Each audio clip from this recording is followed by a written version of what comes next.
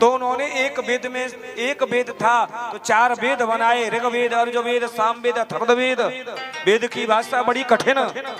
सुनिए, हे मेरी माँ, 4 वेद में से 6 शास्त्रों की रचना करी, फिर भी भाषा समझ में नहीं आई हमारी तुम्हारी।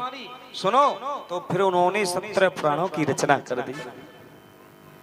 17 पुराण समझ में नहीं आए तो उन्होंने संत नारद जी आए। संत नारद जी ने कहा तुम भागवत लिख दो। बोले मैं कैसे लिखूं?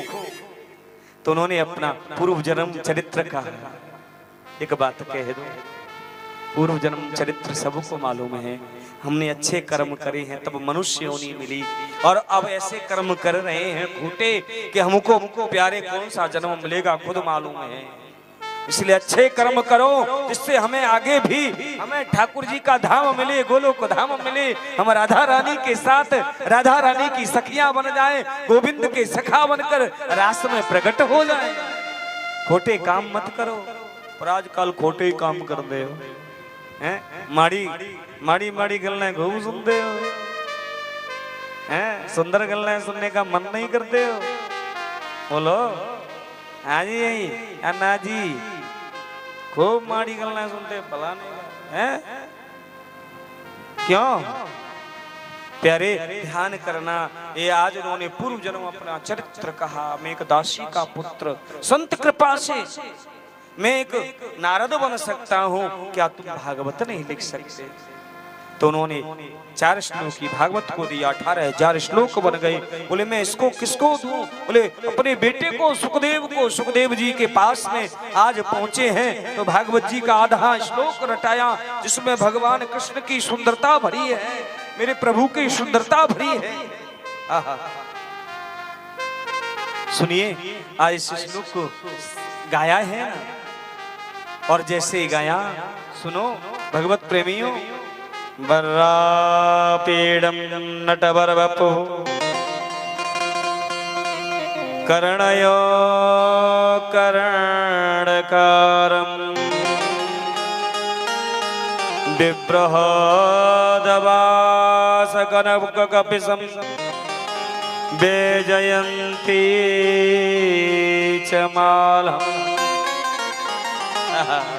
भगवान की सुंदरता का निरूपण है। नंगे पाम गोकुल की गलियों में भगवान कृष्ण दौड़ रहे हैं। कन्नेर के पुष्प जिनके कानों में है, गले में वैजंती की माला, मोर पंख, मुरली हाथ में लगी है भगवान कृष्ण, और पीछे यशोदा मैया दौड़ लगा रही है। कितनी सुंदर है ये, श्याम सुंदर। समाधि टूट गई सुखदेव जी की। सुनो, सुखदेव जी बोले और सुनाओ ना। बोले ऐसे श्लोक सुनने तो अपने पिताजी के पास चलो ना। बोले सुंदर है, इसके अंदर करुणा नहीं हो तो क्या पता। और आज उनके पिताजी ने एक श्लोक रटा दिया जिसमें करुणा भरी है गोविंद की, और फिर आकर के श्लोक बोल दिया। जब सुखदेव जी बोले बैठे हैं, अहो बकीयम स्तन कालकोटम जिन्ध्यास पायदाभ्यसाधवी लेवे गतिं धातृचिताया कंभा दयालुं शरणं ब्रजेह। पूतना कालकूट नाम का विष लगा के आई है।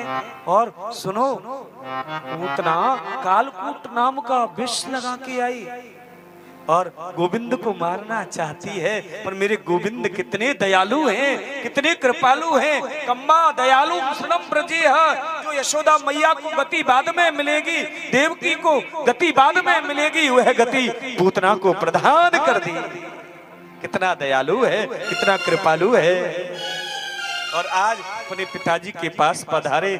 पिताजी ने परीक्षा दिलवाई राजा जनक से, और राजा जनक ने कह दिया काम को, क्रोध को जीत लिया है। और सुनो, भागवत प्रदान कर दी, कॉपी पहना कर। भागवत को लेके आए, राधा रानी की समाधि में बैठ गए और सुंदर भाव कन्हैया का, कन्हैया की विरह वेदना में आंखों में आंसू झर रहे हैं और राधा रानी की चिंतन में बैठे हैं। सुखदेव जी, आए हम सब लोग उस राधा रानी का चिंतन करते हैं, उस बिहारी जी का चिंतन करते हैं। सुंदर भाव है, आइए हम उस भाव में प्रवेश करते हैं।